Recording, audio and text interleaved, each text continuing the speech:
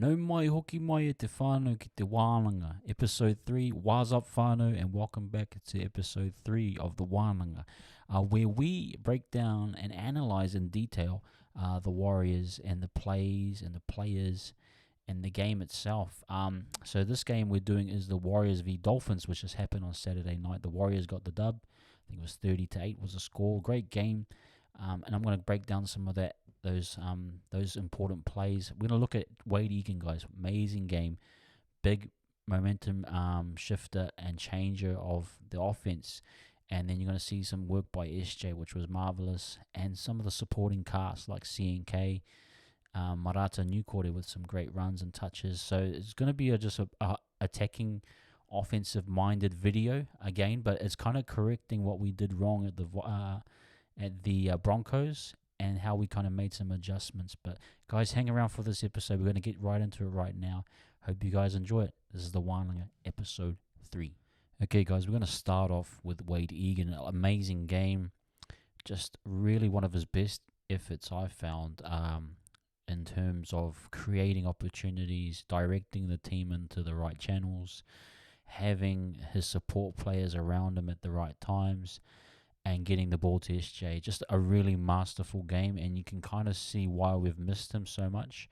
I'm just going to show you some of the package that he's created, guys. Now, this one to start off with is a nice one here. Going with Marata, reading that the markers are out, and going and just drawing those markers in, and then using Marata there. So you're going to just see that just drag in there. And you got Egan out of position again, and then you got Katoa, was it there, and then Marata, smart man, go back in behind the ruck. That's what we want to do here, is go back in behind the ruck. And that's just Egan reading the short side, reading the numbers, knowing where the markers are, and just look, it just gets you on the front foot again. So you're just really creative, really smart footy player. And we see these openings now coming from the short side and all other parts of the field, and it's because we've missed him, but at the same time, maybe he's had a few weeks off and he's been able to kind of freshen up. And actually, the game plan was a lot well worked and created around him. So I think full credit to Egan. Again, same play using Marata. Now look, he's got the other second marker going the other way, so that's going to draw even a bigger gap. So he has a lot of head fakes. Didn't capture it here, but he head faked left.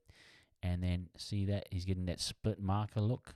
So he's going to get Marata to again go back in behind because there's no second marker there. And so look, that half is having to shoot out, and Marata again picking the right spot, going back in behind. Just masterful. Just unlucky here, ball control, hey, you got to sort it out. But still, again, Egan calling the shots, reading the numbers, and having the right guys going with him on the same page. Really good stuff. This one here, look, read it perfectly. Got 4 guys in the tackle. That's what you kind of want to, you want to kind of look at the numbers here. So this is Egan going into this at dummy half. He sees 4 guys in, 1 guy's on the ground. There's a 3rd guy. He's going to have to peel away at some stage, so there will be a gap. So these are some of the things as a dummy half. You're thinking, look, one's peeling away now. You got the half is out of place, so something's going to be obviously happening, and he reads it straight away. Go to that short side again, but this time very smart. Give Curran early ball, and smart move by Curran, seeing that Egan to come up, just simple draw and pass, and then the same here again, just simple draw and pass. Now Marata just got a bit too trigger happy here, and if you are going to do this. Really good play by Sean as well to go load up those numbers. This offense, if you think about it, is a really fill the gap type offense. You see a lot of movement, guys popping up in random places like Curran and Niukore. It's kind of a fill the gap system. It's a very fluid offense in terms of if you're in that space, you know what you're doing in that role. So you see how SJ pops up here in a typical kind of center look, but it's really, knowing what to do in each look, and then you got Marata on the wing. So it's kind of, a really creative style of offense. Marata just gets caught up a bit here. He sees the numbers on the inside, but the kick was poor, and didn't come infield. He had the right idea, but see how that ball just turns on the last bit, and then he should have kept the ball facing on the inside so that it would have directed. But see, it just pops up like a bomb straight above. It didn't even move inside. So, but you had CNK there, but just sits up there, and that's just not what you want. So just little details here, but that was tackle 0. You can't be making those mistakes against better teams. I don't think the Dolphins were that great, to be honest. But we had so many opportunities that this didn't really matter at the end of the day. But going back to that point with Egan from ruck control, which is really, really important. Same again here. Look, he gets that marker, and then he sees that first gap there that they're lining up on Barnett, and just reads it, dummies it, and goes with a gap like that. And he's got that great first step, good first speed out of the blocks. And then Barnett with great follow-up, great offload, I thought. Now, Barnett, you remember the Knights game where he dummied and then held the ball? I thought this one was he should have maybe done similar. But by the time you see that, yeah. I mean, hey, that's a gamble. Sometimes the fullback will miss that. But great to see the support players like CNK in there, in and around the ball. That's just unfortunate. Again, this one here, just working, going with chance, and getting a look where, okay, what are you going to do? And then gets Nichols on his feet. See, just get Nichols to hop a bit, and then just bites him in there. And just little details. Hey, this keeps the ball rolling. This keeps the set going. It gets Strawn on a bit of go forward. It gives you multiple opportunities. So just keeping guys honest. And it's really just Chance really presenting himself for the line, giving him options. And then that's working together to try and create that. Same again. Look who's around Metcalf this time. And then Chance and in behind. So the support players are starting to pick up, hey, hang around Egan because good things happen around Egan. So look, Metcalf's hanging. And then you got Sean. Look at that kind of a diamond shape where you got CNK in behind and Sean's on there. And so everyone's just hanging around this guy because he's generating so much go forward that you got to be ready for an offload, or, your support players are starting to step up a bit more. So it's really good signs here. This one again, using Chance, going together in pairs, overloading a channel. We're going to get to a little bit of that about overloading the channel there. And that's where it's a really good look, is if you can split the markers there. And then if you have Tohu on the outside there, and then you have Chance in that space, then that forces, see Bromwich in the back there. Bromwich will have to sometimes make a decision to go to either Tohu or Chance. And then, playing the dummies. So you get those little splits there because you're overloading that channel. And that gives you that, if you can read it right, you're going to go. And just Egan, guys, just masterful ruck play, reading it right most of the time. And this is what we call overloading a channel. You're going to have, Egan with Tohu, and then Chance will present himself late here. This is a really nice play. I talked about Chance last week. He needed to come in and involve himself around SJ and Metcalf to overload the channel between him and Reynolds, because Reynolds was jamming. But this is a nice variation where you go with Tohu at the line, and then Chance presents himself late, and you're going to get that split there where you're going to stress Nichols, and Nichols is going to bite on Tohu right there, and that's where you're going to get that look with CNK coming through, So this is really good variation, stuff they've obviously worked on. Good way to actually counter, you're just stressing the marker area, stressing the ruck, and forcing, them to make decisions. And look, you're getting good results here. Just great stuff, great burst through by Chance. Support play should have gone to Metcalf there, but that some of our finishing isn't quite there at the moment. I'll show some more examples where finishing is just off. That's the difference between 30 points and 50 points, or 45. We had 40 points in us in this game to win, but because of our finishing and we're just not quite there yet. And that pass was just, I kind of get the idea, but it was to go to Metcalf. And you're seeing a lot of this hands up in the air because guys are a bit frustrated about the finishing touches. And that's going to be the difference between top 8 and top 4, those types of things. But apart from that, great, overloading these channels. Again, going together with Tohu, stressing this area of the field where you got the 2-on-3 or the 3-on-2. You're going to hold that marker there, and then again, pop it up for Chance. stress that area. You got that first A gap or second gap guy coming in to cover Tohu, and then you're just going to get a little bit of a look there, and that's fine. You get a positive run. Look, you're getting momentum. You got guys poking forward, so that's just really good stuff. That's just another example of stressing, overloading the channels. I talked about last week stressing and overloading Reynolds' channel, but it was nice to see a variation. It's because of Egan that we're able to get this type of variation, and I think players really trust him, and they're very clued on to what he's trying to do. I think more so than Lussick. I think for Lussick, he hasn't had either the reps or he doesn't have the repertoire in terms of his actual play style yet. Egan's definitely a couple levels above him, but that's why you can see guys are really keying in on Egan, can get a good feel for what he's trying to do, and trust him as well. So this is I'm going to move on now into Sean's game. I talked about last week about getting Sean first receiver touches. This is what happens when you get Sean first receiver touches wide of the ruck. Using Tohu not as the creator, but as just a lead runner. And then you get a little bite there from Bromwich, just a tad, you just want to step. And then Sean, just with that hesitation, and causes Bromwich, similar to what Reynolds did last week to Tohu. You get an older guy in the line, and you can do that, Sean just really masterful about this, but this is what happens when we can get Sean in the right parts of the field with the ball in hand. You'd rather Sean creating instead of Tohu always, or doing a block play with someone else. Sean is the key man still, and it shows why. Again, nice little touch right of the ruck. This one, nice. Getting Metcalf early ball. And this has been a nice variation with Sean, is that he's getting in the first receiver and actually giving early ball to his outsides. Give Metcalf an opportunity to either create.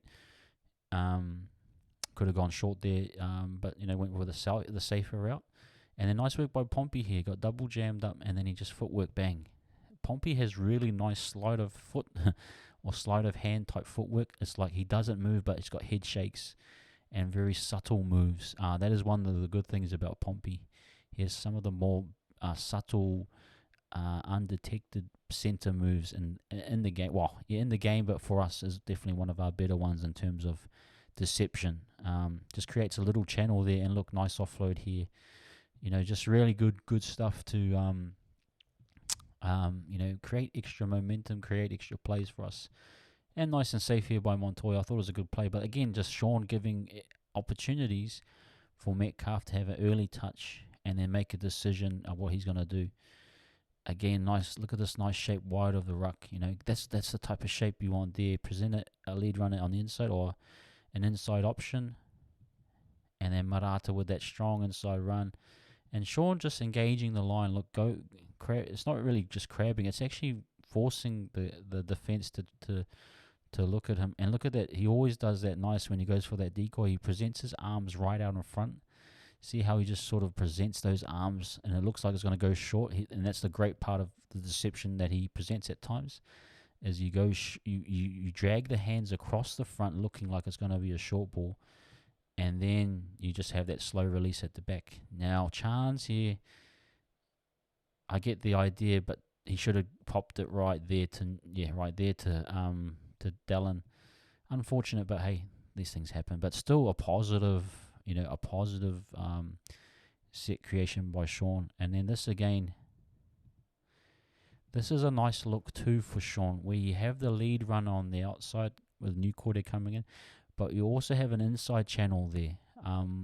What it does is it stresses Katoa there, and it creates just gives him options. And look, he's just showing inside there for a little second before going to the outside, and then that there is just stressing Katoa, because Niukore has been bothering him all game, and then you can show and go. That's really nice. And then he might not go all the time, but it's still a positive play. It's still a good play in my eyes. This is what we want to see from Sean, even though it was on the last tackle. It's still all good to me. This one here, again, look at these wide of the ball, and just cutting out that lead. Like we saw a lot of that block play with Tohu last week. This is the adjustment we needed to make, was just to get Sean early ball, wide of the ruck, and let him do his job of sucking, defending. Like you get that nice Katoa biting on Niukore because Niukore has been jammed, busting him up all day. So he's going to bite hard on that. That there could have held a little bit more. Definitely. And then this one here is just finishing, guys, what I'm talking about. What you want to try, and this is just Curran just not having enough center reps or, knowing his centers what to do. You want to give it to Dallin probably right there, because Dallin feels that he's got the pace to beat New. Because look how New's body's weight's going on, is transferring his weight back in and out again. So Dallin's, raising his hands up in frustration there. That's understandable. Or he could have given it there again. He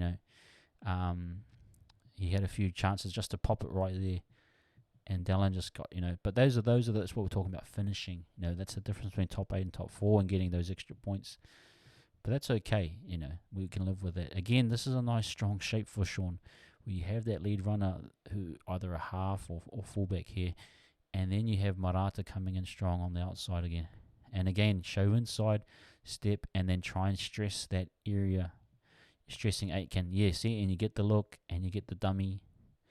And although it's a miss tackle, but it's a positive, and it's a positive for us, and it's a recover. And those are the stress points. It's all Niukore and Chance on the inside, stressing that defender to make a decision. Again, just kind of using that same shape. Look at that, just jink on the inside, and then you get the double back. See, that's another thing, is where you can jink on the inside and then go out the back. Go to the right. Now Sean has done that 2 or 3 times, and look, this is just smart by him. He recognizes, I've done it 2 or 3 times to go to that block shape. I want to cut back in this time. I want to see if they really have been paying attention to me. And look, he just gets that look that he wants with those markers. And just gets, man, and that's beautiful. That's great half play.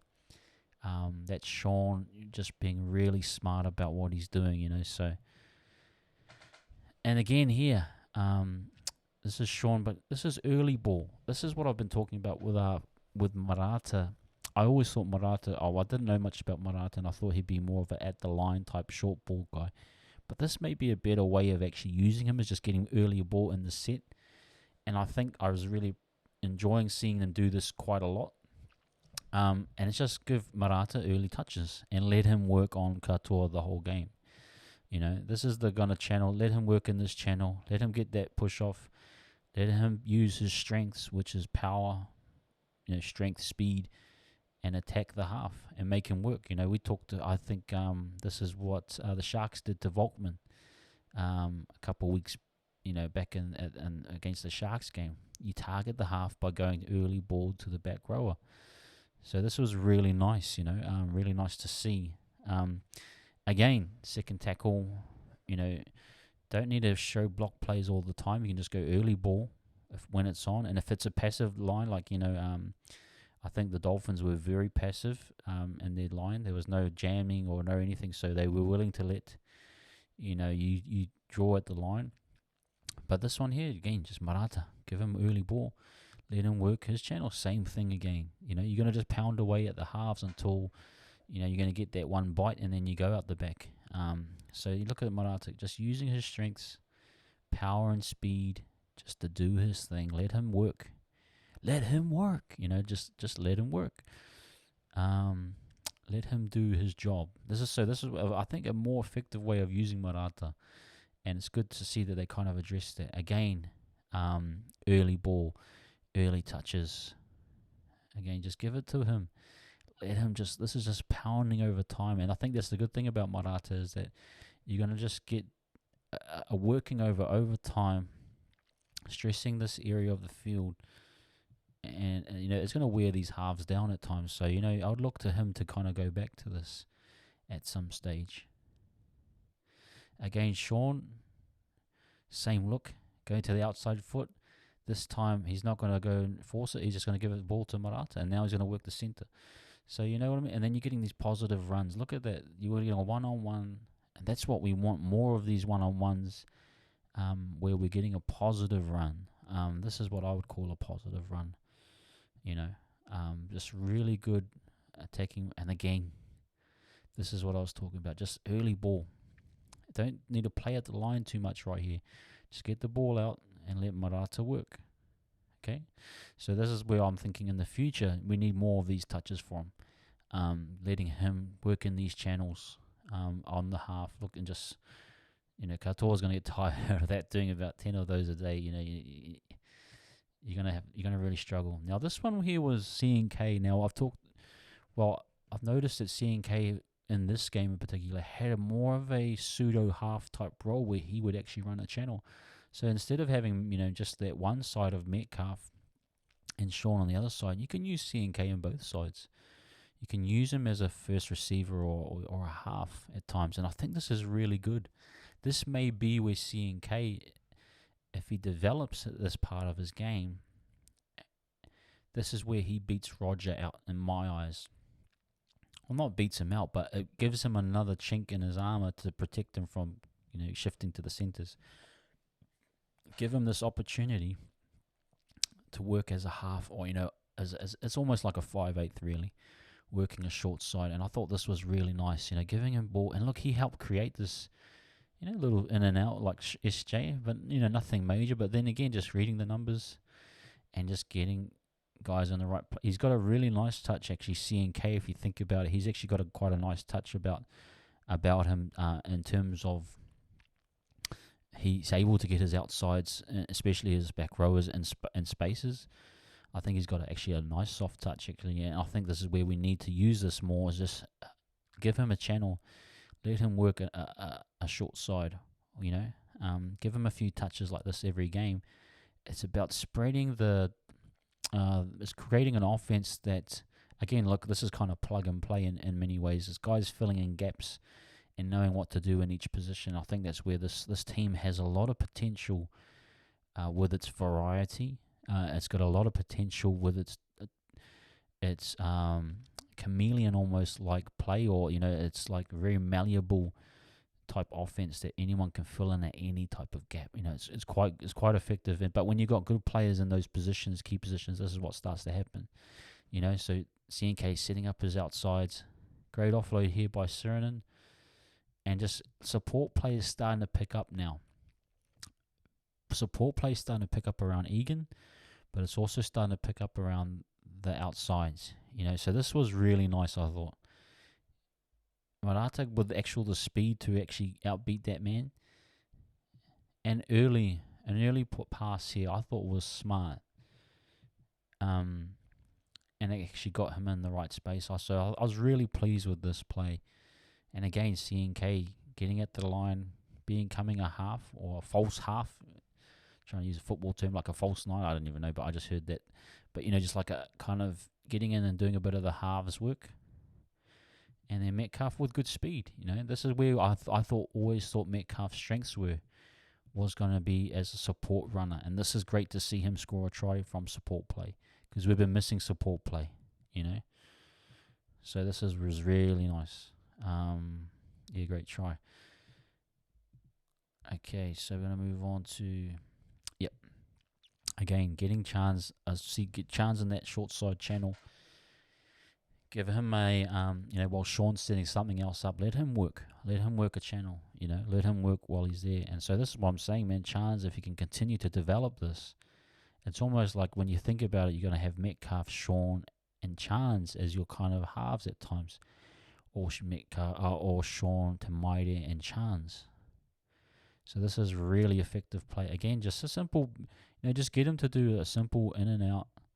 And just feed the that lead runner, or if it's not there, at least you're getting a strong hit up by Chance, So just that's pretty much covering, guys, what I thought was really effective. We didn't do too much defensive stuff, but hope you enjoyed that one. That was it, guys. The Wahnanga episode 3. We got there in the end. So let me know what you guys think. Put a like, a subscribe, and a share. Put a comment in too what you guys thought of that. But a really good improvement. Things are looking on the up. Even though we didn't have Dylan Walker, we don't have Jazz back yet. Having some nice variation where Sean is getting more touches, and we talked about that, and Egan bringing what he offers best. And hey, in my eyes, Egan is up there as one of the best hookers in the game right now when he's healthy. So we just want to keep him healthy, But again, great game, great adjustments by the coaching staff. Really resilient effort. Didn't really focus on the defense, but defense was solid all through the park. I don't think the Dolphins really threatened. I think they really struggled with missing JMK. The halves didn't really give much good ball, and in terms of creating much for their outsides, there wasn't much happening. I think kind of a bit of rejigging for them, and unfortunately just wasn't their night, and it was our night, And we talked about, most importantly, is that this team, if they had nailed the finishing, and that's the difference between top 8 and top 4, is, we don't have the finishing quite right now. It will get there. But that was the difference between 30 points and maybe 40, 45 points or 50 points. Who knows? But to get that dub the way that we did, in a very important game going into Canberra next week, it's very important that we get it right. And we got it right for the majority. But looking forward to the Canberra game next week, guys. We will do another episode of the Wahnanga post-Canberra. Hey, this is a big game too. If we get this one, then we go into the bye and we have a nice big break again. And we take away 4 to 6 more points. So that's a good look for me. But guys, hope you enjoyed it. Again, like, subscribe, share, comment, whatever you want to do. Let everyone know about this session of the Wahnanga, and come back next time, guys. Peace.